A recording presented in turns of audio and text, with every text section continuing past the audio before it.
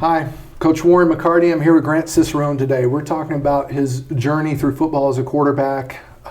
Grant, you have literally crawled through the mud for everything that you've gotten. You've had to earn everything along the way, and it's been a wild journey. How many offenses have you learned at the college level thus far? Four different offenses. Yep. And then dating back to high school and your senior year, which kind of began this wild journey of yours. Midway through the season, you're on pace to break all of your school passing records. Best start in team history. You know, kind of led a team who had been 4-8 the year before. Second leading passer in the state. And then we have a bad break. Collarbone injury kind of negates the rest of your senior year. Which ultimately led to a decision that's kind of impacted your college career because you had FCS opportunities, but chose to stay home. Talk about your decision to play for Jay Johnson and Mel and the Buffs. Well, Jay came into the school and, you know, I got to meet him and he talked about his offense and what he saw in me and what he saw my senior year. And he was just, his offense and what he wanted to do was really attractive to me. You know, getting to stay home was perfect as well. But he wanted to do NFL stuff. You know, the run game was all on us.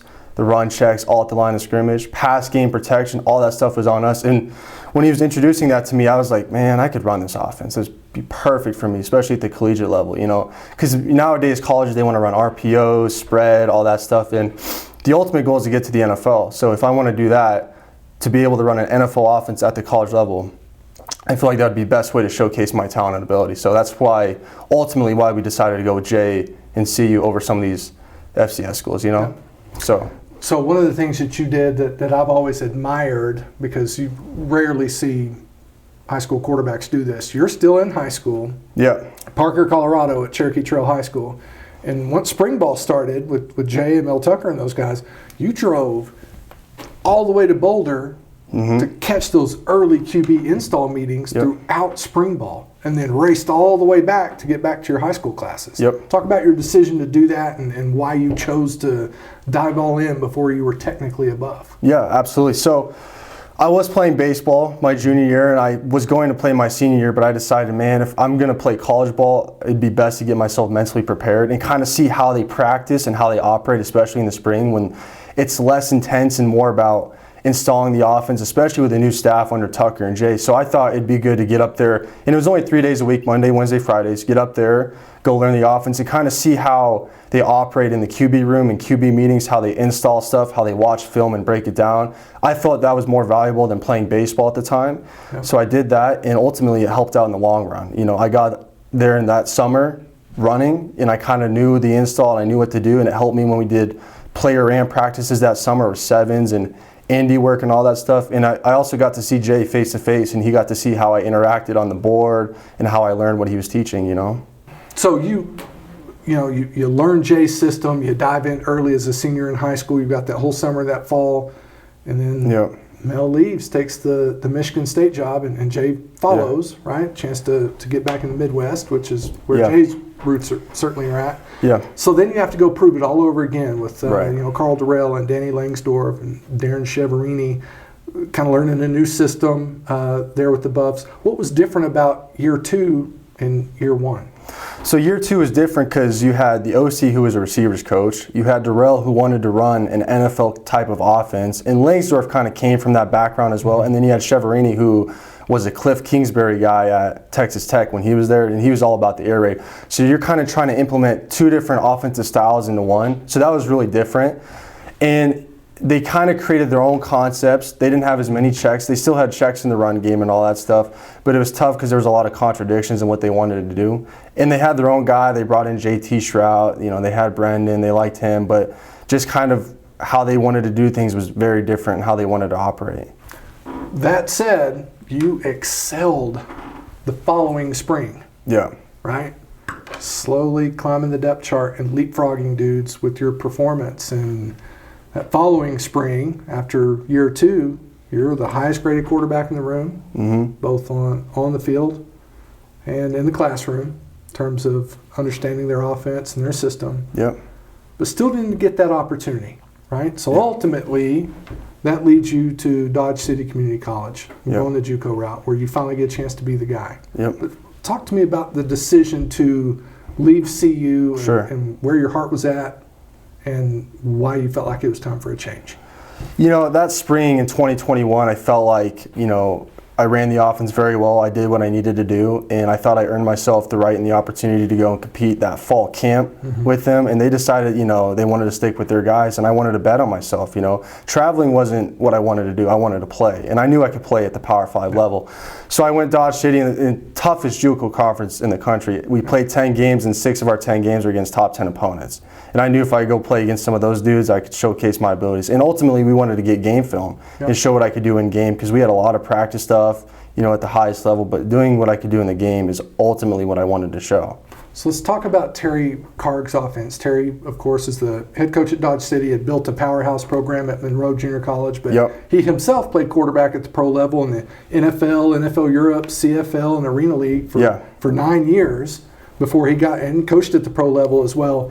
What was different about his system versus what you had learned at CU?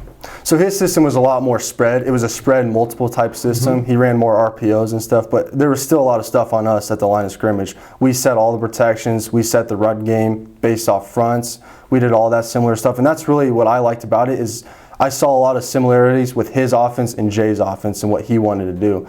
You know, he wanted to be very balanced. He wanted to run. He wanted to attack. He wanted to throw. And I liked that when he wanted to throw the ball, he wanted to be vertical. You know, he wanted to get down the field. And we had the talent and the guys to do that as well. So that really excited me when I was going to run his offense. One of the things I think is understated about that Kansas JUCO conference, not to mention the fact you got 85 dudes on scholarship, which sounds like D1. A whole lot of these dudes, like yourself, are D1 bounce back players. But, man, you have to factor in, I don't know, I think, you know, looking at the 30,000-foot view, people forget that at the JUCO level in Kansas, talent level's extreme. Very extreme. Week in and week out, it feels very much like an SEC, Big Ten type thing. That wind and cold is no joke the second half of the season. What kind of adjustment did you have to make mechanically to deal with throwing a different brand of ball, whether Wilson or a Nike?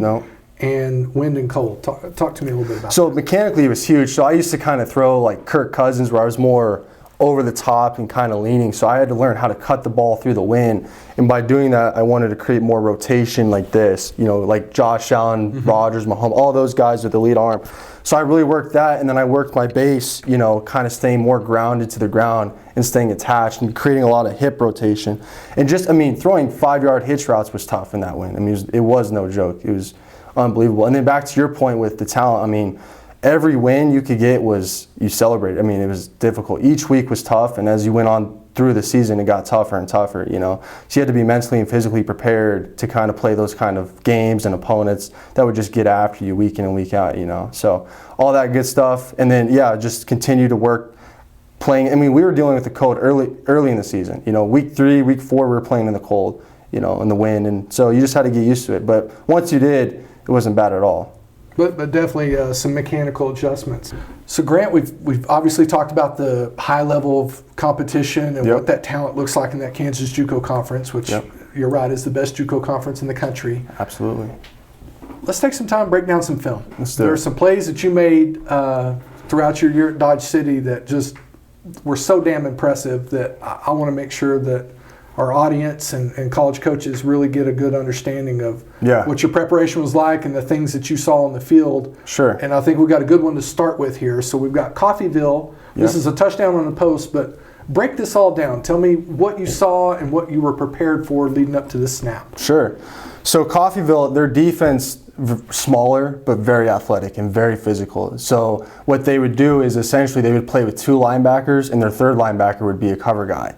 So their number 1 coverage was that right there, cover 8. We call that cover 8, and then we'd see that against a 3-by-1 look. All cover 8 is you're taking that nickel / Sam right there, who's over number 2 to the field, along with that dog safety, and and along with that Mike in the box, those 3 guys are playing cover 2 on number 2 and number 3 to the field.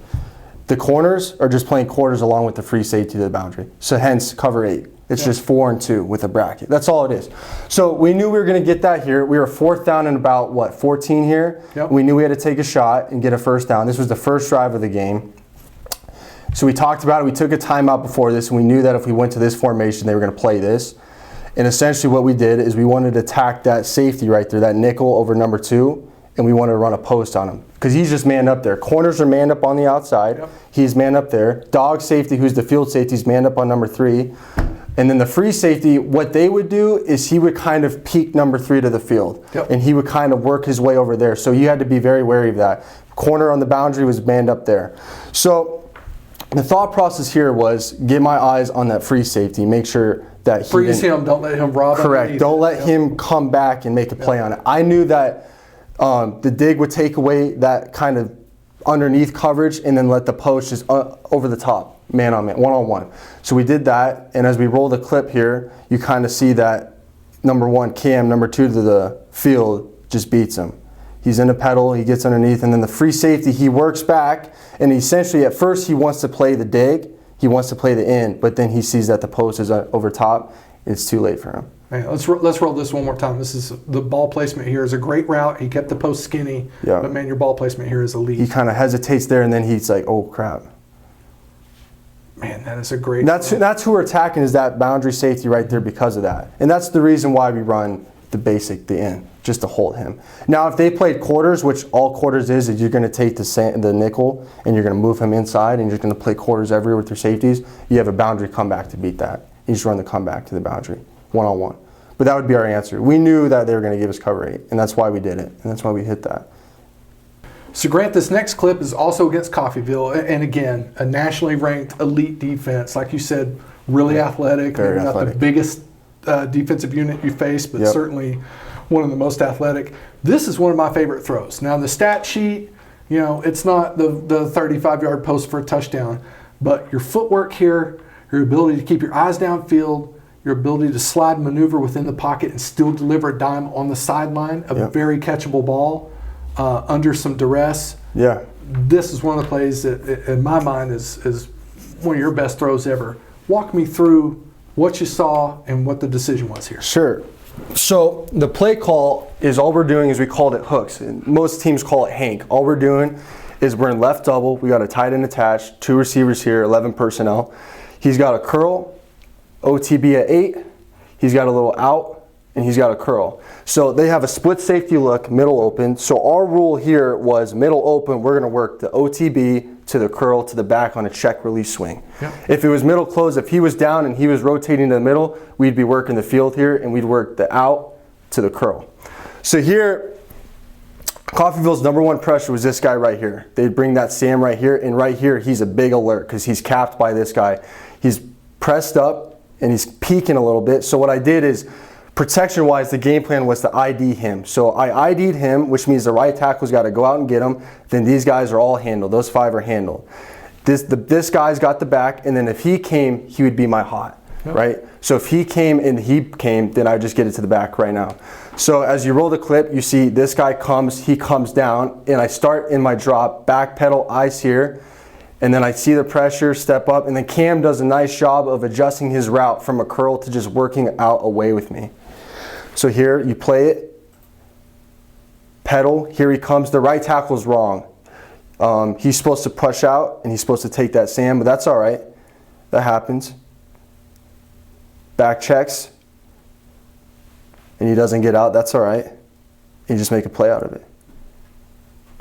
Okay, so you talked about this outside backer here on your slot to your right, and you see right that here. He's capped. How do you identify these backers and who you're hot on? Sure, so we do it both on the field and our formation of strength. So here, we knew game plan wise he was going to be our Sam. That's how we wanted to identify it. So with him being our Sam, that made him our Mike, him our Will, and there was no Jack because they were in a 4-down front. So this is a 4-3. They got a 6-man box, right? Same thing with the safeties. Our free safety was our weak or our boundary safety. Our dog safety was a strong or field safety. So right here, you got Sam, and then he's capped by the dog safety. So this is your dog, this is your free. That's how we identified it. So in terms of protection, I ID'd the Sam.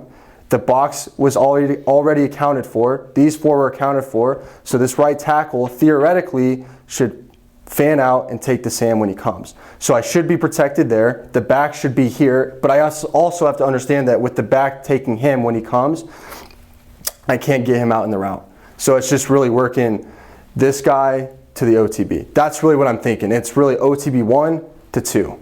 And with this look, he's man on the tight end right here, and he's man here. And I like this matchup better than I like this matchup. A big, long, athletic safety versus a smaller corner on a very good athletic wide receiver. That's kind of what my thought process was in this play. He comes, doesn't get picked up. He comes up, back picks him up, OTB's taken away, Cam works away from 21, and we make a play out of it. You can play it again. See where he comes, back gets him. And his job, what he's doing is he can just play me, and that's essentially what he does, and he sees me step up and he tries to get in my throwing lane there. Everywhere else is man. Man, man, man, man. Boom. Cam makes a nice play there. Yeah, good route adjustment. Really good. This opponent is Mighty Hutch. Yeah. They entered this game against you guys as the #1 ranked team in the country. Ultimately, they played Iowa Western for the national title. Yep. Much like Coffeyville, very athletic, but they're a little bit bigger. Yes. So bigger bodies, just as athletic, really physical team that can fly around. Yep. This is a hell of a throw, this back shoulder here. Why don't you break down what you saw that week leading up to this play in film and what you were expecting here? So 2 things. The very first thing is Hutch's base coverage was quarters, but that's kind of what everyone runs. So their base coverage was quarters, and pre-snap it sort of looks like that. But then the other part of that is their #1 pressure, which was a cat. And they would bring the cat corner from the boundary every time, and I believe they brought it 4 times this whole game, which is quite often. So here, what I see this guy in man, but he's peeking in, and I see this dog safety who's slowly lurking down. And that's a big alert for cat. So what he's gonna do is he's gonna come in cat, he's gotta replace that cat, and he's gotta get over it. These 4 are coming. This backer, this Will, is gonna take this tight end. He's man with the tight end. The Mike is man with the back. Now let's just say the back was on this side and the tight end was on that side. You just flip responsibilities. It's just all dependent on what side the back was on. But anyways, man here, cat, man here. He's a zone defender, but he's an alert pressure because he's somewhat capped and he's peeking in. He ends up not coming. This is the guy. So he's just an extra zone defender. Man here, man here. So essentially what they're running here is cover 0, but they're trying to make it look like quarters. So what? He'll come. And so what we're running here is Lincoln Riley, A cross. So he's going to run a go, just mandatory outside release, clear out. He's a little out route right there at 5 yards. He's got the A cross, and we taught it under the Sam, over the Mike. So he's underneath him, over him. So he should work here and then get across. And then he's got to dig since it's man. If it was zone, he would just run a post curl, pearl is what we call it. So anyways, we have a couple of MAs here. This week, what we wanted to do is we wanted to ID him. So I ID'd him as a protection. So they slid left, and then the back should pick him up. And in this concept, the back has a check release out, but he should check and come across and pick him up. The reason we wanted to put the back on this side is because anytime Hutch brought it, they wanted to bring it with the back on the opposite side. So if the back was on this side, they wouldn't bring it. So that we wanted to kind of disguise our protection so we could get them to come. So when he came, the back should come across, get him, and then he's protected if he did come, which he doesn't, but he's ID'd, right? So essentially what that means is if either one of these guys comes, I'm hot. And this would be my hot answer right here. This is the other part of the missed assignment. He has a 5-yard out. He ends up running a dig. I think he thought it was Y cross, but it was A cross. So he just got to come here and boom, and I would have banged that. So essentially he doesn't do that. So then I get my eyes here and I see that he's underneath him as you play the clip, but he's in phase, and I figured just get a back shoulder ball. Right, here he comes. He's in phase, back shoulder. And if it's incomplete, it's incomplete. You live to play another down, right? You have a couple missed assignments, no big deal. An incompletion is better than a turnover or a sack. Run that back. See 4, man, man, man, man, man. There's man, man, man, man. Cover 0. You hung in there and took the hit? Hung in there and took a hit. If you go back and play it one more time, my answer would have been this tight end right here if he runs an out. This Will's head up on him, but if he just gives him a little boom and just run out, he would have been my answer. That's all right, though. Big play, nice catch, first down.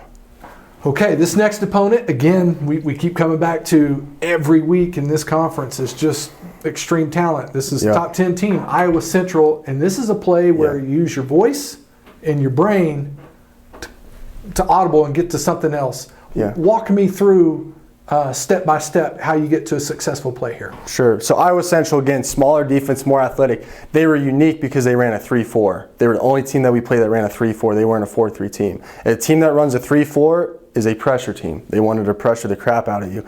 So you got your 3 down linemen, right? That's your odd front. Here's your 3 backers. You can play it a little bit so they can get aligned. Go ahead.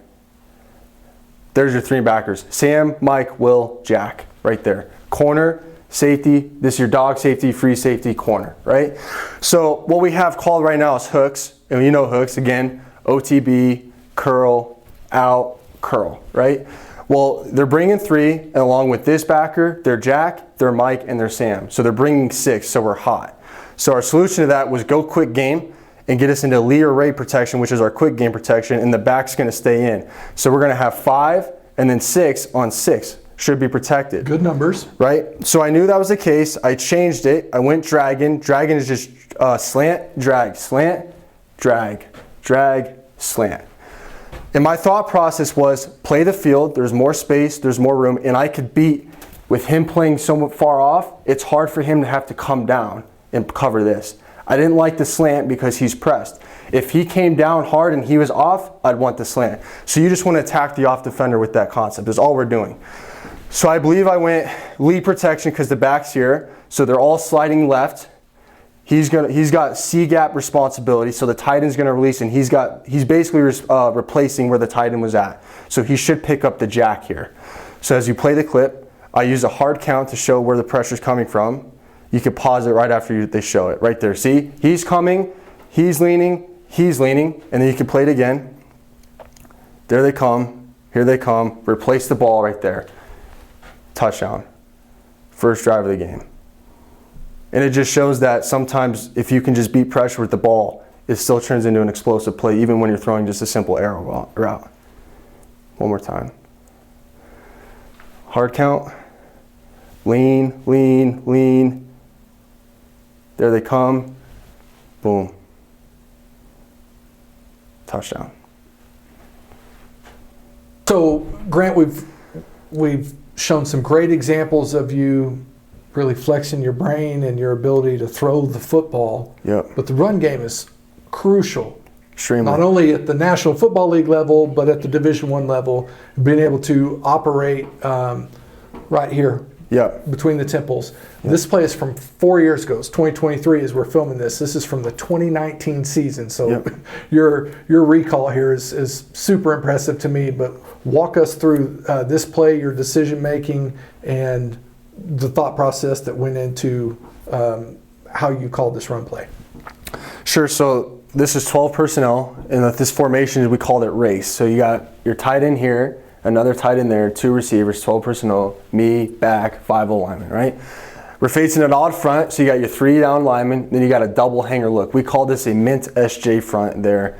Your mint was your 3 down linemen, SJ, your Sam and your Jack, SJ. You got your Mike, your Will, safety, safety, right? So how we called it was race can Michigan check. So the check part of it was we had to decide at the line of scrimmage, do we go red or black, right or left? And our parameters for that were, the first parameter was away from a hanger. Well, that doesn't matter because we have a double hanger. The second parameter was away from safety rotation, afro, away from safety rotation. So he's rotated here, so what should I do? I should go black and go left, right? So we go black, we're gonna run it left to the boundary here, and then the other part of that is can. So can, all that means is I have the ability to motion this guy down to block him. We wanted to block MDM guys, most dangerous guys, especially safeties because they could tackle. We wanted corners to make tackles. So as you play the clip here, I get there, We ID'd, and that's the other part of it. We wanted to ID the inside backer, but here's Can, bring him down, keep coming, go get him, boom, hand it off, pick up your 5 to 6 yards. You go back to the beginning, right there, pause it. So how we ID'd this is it depended on what side you wanted to run to, right or left. And whatever side you ran to, you wanted to ID that play side inside backer. So here's your outside backer, here's your play side inside backer, he's the ID. If we went red, the ID would have been this guy because he's the outside guy, he's the play side inside backer. But we went black, he's ID'd, and you play it, the safety's down, and he's not disguising it, so Can, bring him in, he comes down, now he's got to go dig him out. There it is. Boom, pick up your 6 yards. Simple, simple. So Grant, why don't you have a seat and let's talk a little bit more about your body. We've talked a whole lot about your brain, and you've been able to flex that part. You know, there's been a lot of discussion about, you know, Kyler Murray's durability. Yeah. And Bryce Young and some quarterbacks are super athletic and have smaller stature. And we see the big guys like Josh Allen, and you're kind of somewhere in between.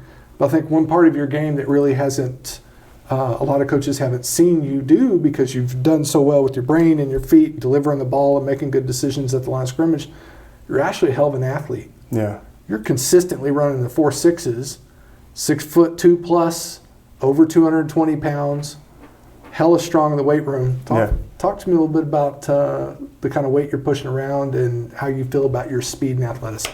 Sure. Well, your body's your temple when you're, you know, a football player, an athlete, or anything. So it's very important you take care of it with your nutrition, your water, and in the weight room being strong and mobile.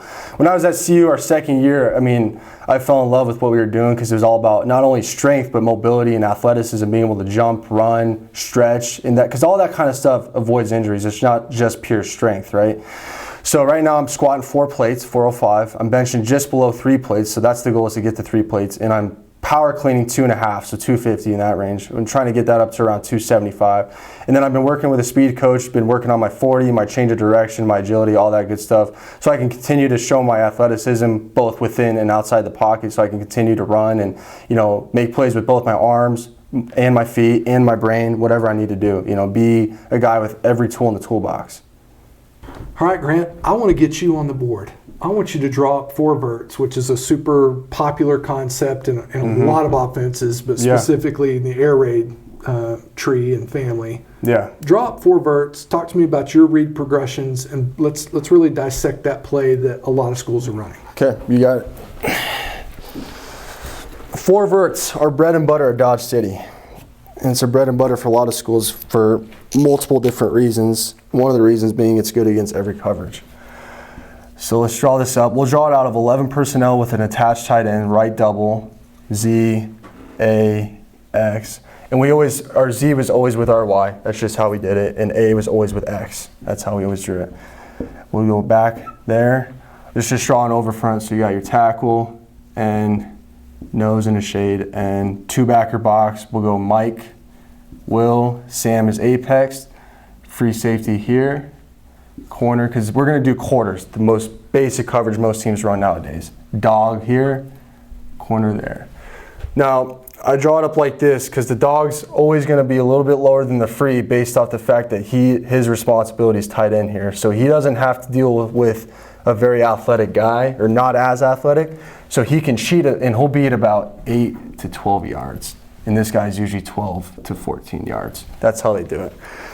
So anyways, 4 verts, MOR, get outside, and then you can run a comeback, MOR, boom. He's on a lock seam, and the hash is right here. We'll say hash is right here. His rule is +2 off the hash. And then if we were to throw this, which we wouldn't in this look, but if we were, he wants to catch this at 22 yards. So he was taught to run and then just really throttle like that. And then the tight end, we called it a sloppy bender because it's really just a sloppy dig. So we called it a sloppy route. He'd be here and then he'd do that with this conversion against cover 2. But this isn't cover 2. So all this is quarters. Your back's here, check, boom, right there. And our read was simple. It was 1 to 2. All this stuff was dead. We could throw this, but this is a higher percentage throw to the boundary than it is to the field. We're calling this the boundary right here. And so what his rules were, the Z and the X, were they had a decision to make at 10 yards. They had to decide whether to keep going or to break it off and run a comeback. And the rule was, if this corner was in phase, even if he was behind him, if he was in phase, he had to run the comeback. Yep. If he had beat him by 1 or 2 steps, he would just keep going. But every time against quarters, you'd run the comeback. And this would be your throw right here.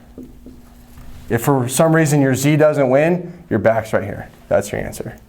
That's how we did against quarters. We'll do the same play against a different look.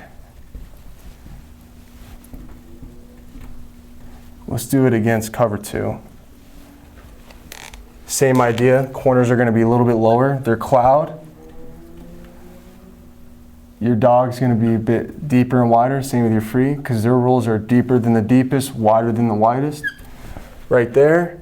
And this is where this guy is going to run this route. We call this a pull route, because he's running to the goalpost. He's not running this. He's still going to run. He's not running the comeback now against the cloud corner, because all the corner is going to do is carry and sink underneath. Get your hands on, carry and sink underneath. And then now essentially what we're doing is we're going 1 to 2 to 3 right here. We'll put a Sam right here, apex.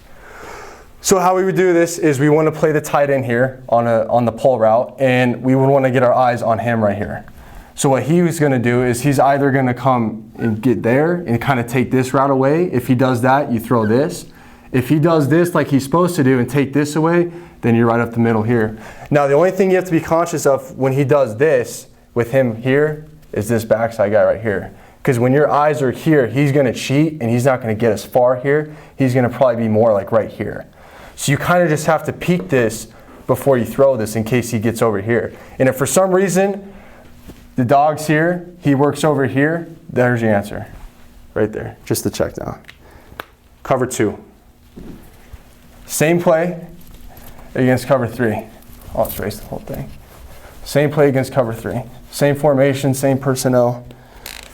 Right double, 11 personnel.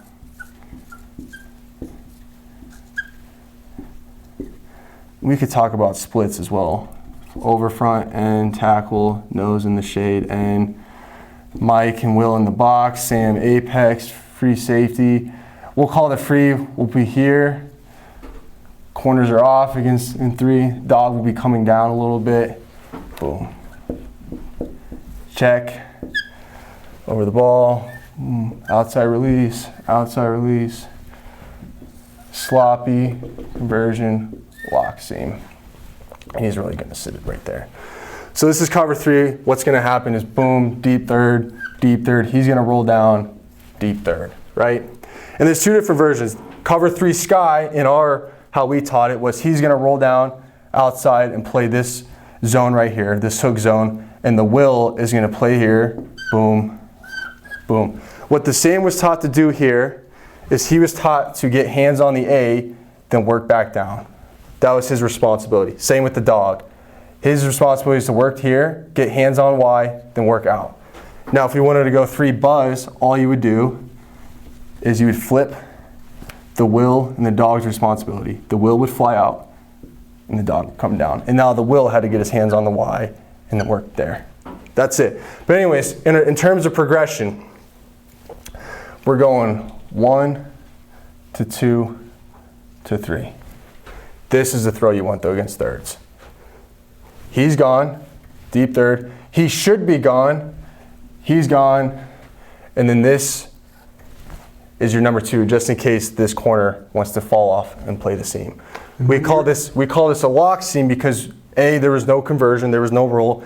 And again, he's +2 off the hash. And the reason for that is so his splits are good with this corner. So this corner's not able to trap and play both these guys at the same time.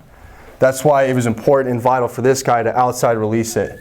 And we didn't want this guy to do any of this or here, just go. Go. And take this guy with you. Take him out, lock seam.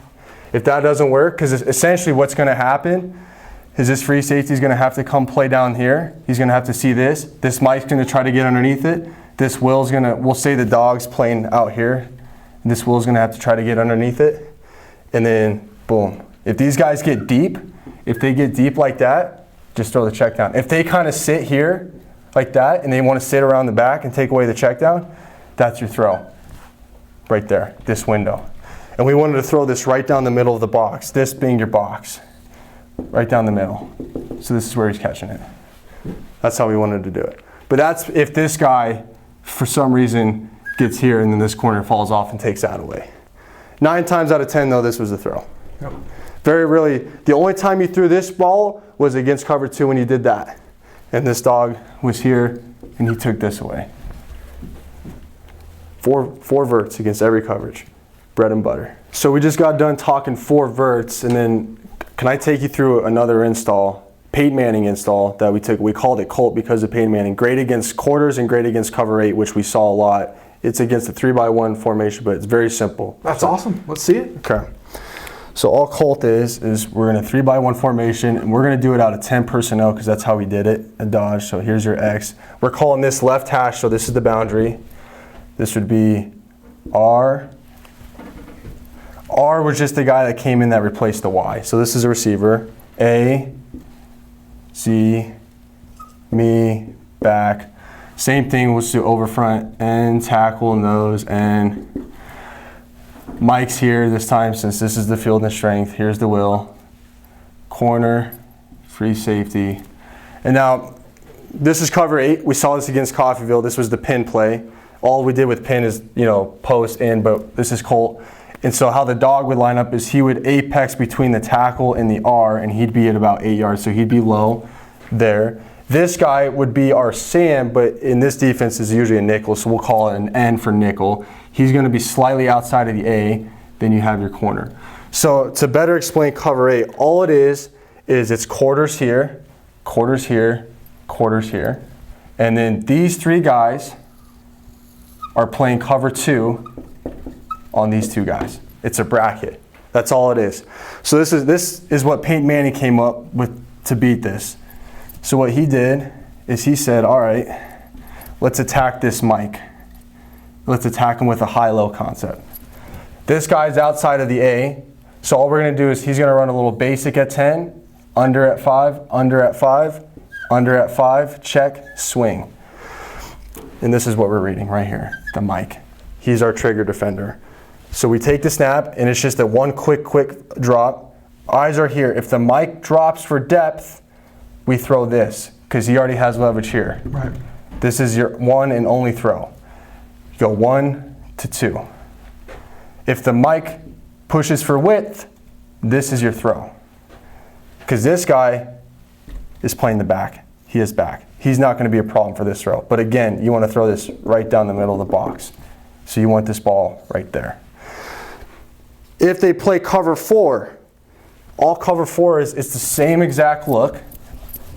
The only difference is instead of a nickel playing outside leverage of your number 2 receiver, he's just going to play, instead of here, he's just either going to play head up or slightly inside. Corner, dog, free, here's your X, corner, me, back, boom, check, release, under, boom, boom, boom, tackle, and nose, and Mike, will. This is your cover 8 side, but this guy's telling me it's quarters because he's head up slightly inside. So I'm going to play 1 to 2, play the boundary. What you want to do really is what you're reading is this guy now. If he pushes here, boom. If he pushes more here, you throw this right behind his ear. Just simple. And this was Peyton Manning. He came up with this. They saw this coverage a lot when they went 10 personnel and 3x1. And they wanted to attack it. They either wanted to attack the Mike or the Will based off if it was quarters or if it was cover 8.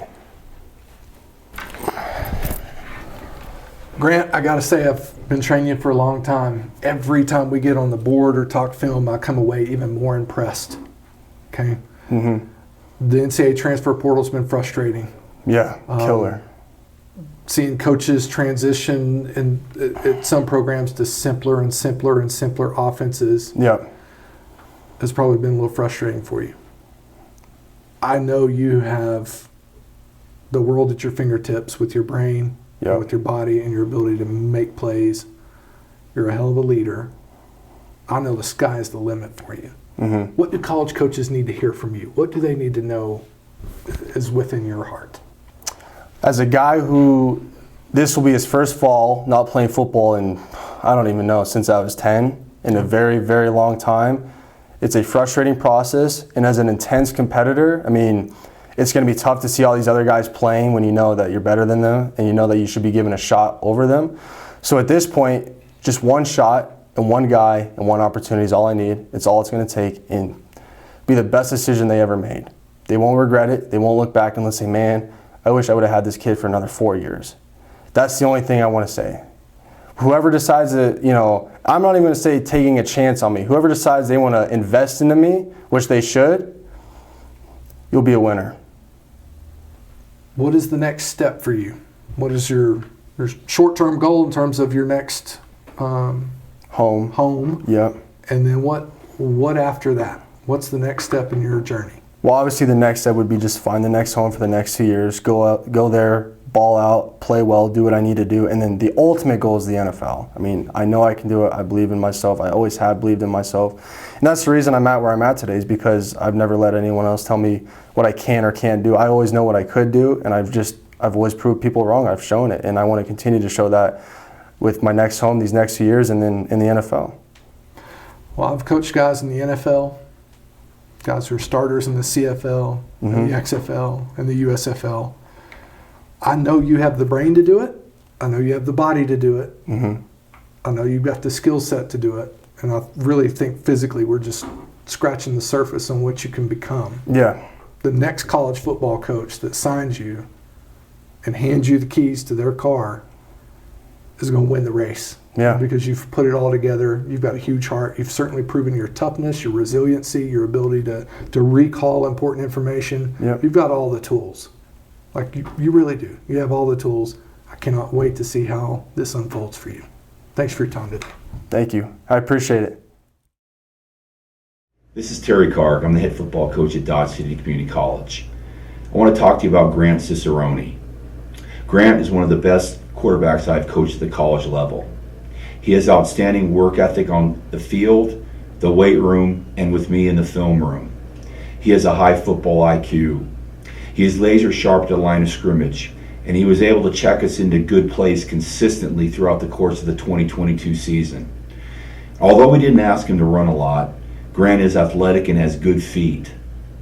In the fall of 2022, Grant was an all-conference quarterback. He was surrounded by players on our offense that were predominantly freshmen. This speaks volumes with his ability to lead an offensive unit. I highly recommend Grant to anyone that wants a high-functioning quarterback in their offense.